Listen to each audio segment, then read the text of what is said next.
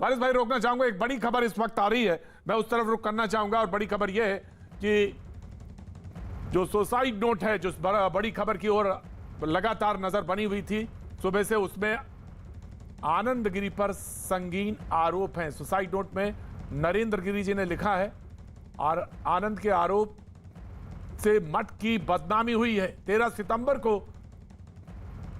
Suicide करने जा रहा था, जिम्मेदार लोगों पर कार्रवाई हो, यह बात आनंद गिरी के ऊपर इल्जाम लगाया है नरेंद्र गिरी जी ने, जिन्होंने कल सुसाइड किया। उससे पहले जो उन्होंने ये आप जो स्क्रीन पर देख रहे हैं वो सुसाइड नोट है जिसको उन्होंने लिखा, 6 से 7 पन्ने का बताया जा रहा है, जिसमें उन्होंने आनंद गिरी को पर बड़े संगीन आरोप लगाए हैं। आनंद के आरोपों से मठ की बदनामी हुई है। पागंबरी मठ जो कि प्रयागराज का है, जिसके ऊपर उन्होंने इल्जाम लगाया, जिम्मेदार लोगों पर कार्रवाई हो, ऐसा उसमें उन्होंने जिक्र किया है। लेटर में लड़की का भी कोई जिक्र है, सुसाइड नोट में कई जगह लिखकर मिटाया गया है, काटा गया है। अजीत सिंह हमारे सहयोगी फोन लाइन पर जुड़े हैं इसी जानकारी के साथ। अजीत, क्या जानकारी है इस सुसाइड नोट में और लड़की वाली बात जो है उसका क्या जिक्र है, जानना चाहेंगे जी। देखिए, बिल्कुल प्रतीक, जिस तरह से सुसाइड नोट आनंद गिरी ने लिखा है, उस सुसाइड नोट के अगर 7वें पेज की बात करें तो उस पेज पर उन्होंने ये जिक्र किया है कि मेरा मन बहुत दुखी है, मैं विचलित हो रहा हूँ। हरिद्वार में ऐसी सूचना मिली है कि आनंद गिरी कंप्यूटर के माध्यम से एक लड़की के साथ मेरी फोटो जोड़कर गलत तरीके से काम करते हुए बदनाम करने की तैयारी कर रहे हैं।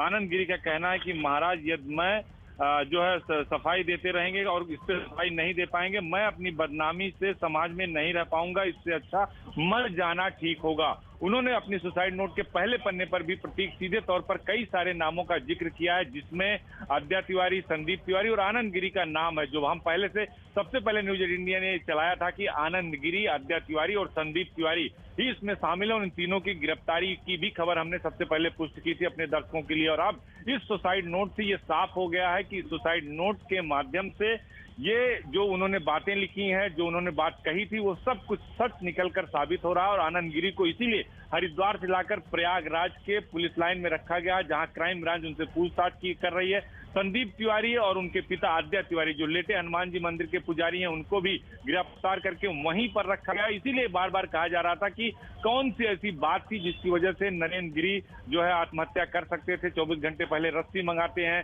अपने ही शिष्यों से, उसके बाद उसी रस्सी से अपने को फांसी लगा लेते हैं। क्या कितनी सच्चाई, लेकिन अब इस सुसाइड नोट के सामने आने के बाद बहुत कुछ बदल गया है। उन्होंने साथ ही अपना उत्तराधिकारी बलबीर गिरी नाम के एक शिष्य को अपना उत्तराधिकारी भी घोषित कर दिया। तो जो सुसाइड नोट आया प्रतीक, वो कहीं ना कहीं उन बातों को सटीक साबित कर रहा है जो हमने सबसे पहले दिखाया था और चलाया था। फिलहाल अभी सुसाइड नोट को के आधार पर फोरेंसिक टीम इस सुसाइड नोट को ले गई है। इसकी जांच भी की जा रही है कि किसकी हैंड राइटिंग में राइटिंग लगभग ये कहा जा रहा है कि जिस तरह से नरेंद्र गिरी लिखते थे उसी तरह की राइटिंग इस पन्ने में इस्तेमाल की गई है। तो अब ये देखना होगा कि क्या इसका मतलब कई दिन से महान नरेंद्र गिरी धीरे धीरे ये अपना सुसाइड नोट, और सुसाइड नोट कम कहेंगे बल्कि वसीयतनामा भी इसमें है अपने शिष्यों को उन्होंने दिया है। तो ये सब चीजें उसमें देखने को मिल रही हैं। तो अब इस सुसाइड नोट के आने के बाद कई सारी चीजें सामने आ गई। और जो बात कही जा रही थी कि एक वीडियो उनके मोबाइल से मिला, उस वीडियो में भी उन्होंने इसी बात का जिक्र किया है कि आद्या तिवारी, नरेंद्र गिरी और उनके पुत्र संदीप तिवारी मिलकर आद्या तिवारी के जो बेटे हैं